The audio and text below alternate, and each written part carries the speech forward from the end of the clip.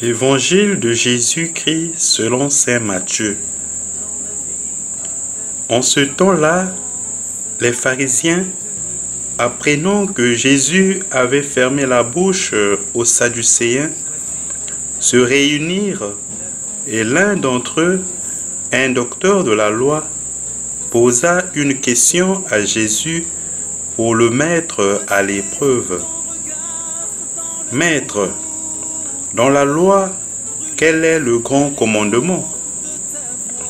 Jésus lui répondit, « Tu aimeras le Seigneur ton Dieu de tout ton cœur, de toute ton âme et de tout ton esprit. Voilà le premier commandement. Et le second lui est semblable. Tu aimeras ton prochain comme toi-même. De ces deux commandements dépend toute la loi, ainsi que les prophètes. Acclamons la parole de Dieu.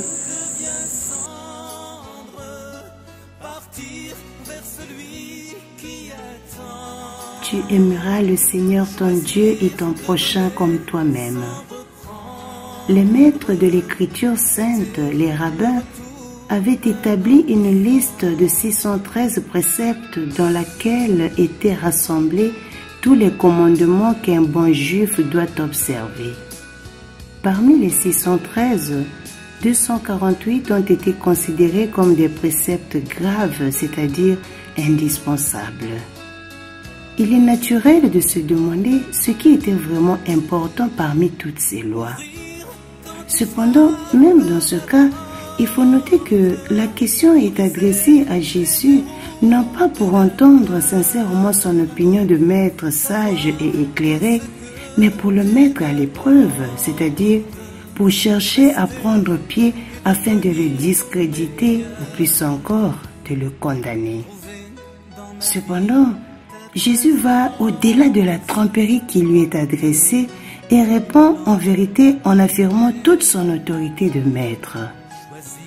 Aimer le Seigneur Dieu de tout notre cœur, de toute notre âme et de tout notre esprit, c'est-à-dire de toute notre personne, de tout notre être et de toutes nos actions, est le commandement et en même temps la prière que le juif pieux récite chaque jour et que nous trouvons dans le livre du Deutéronome 6, versets 4 à 6.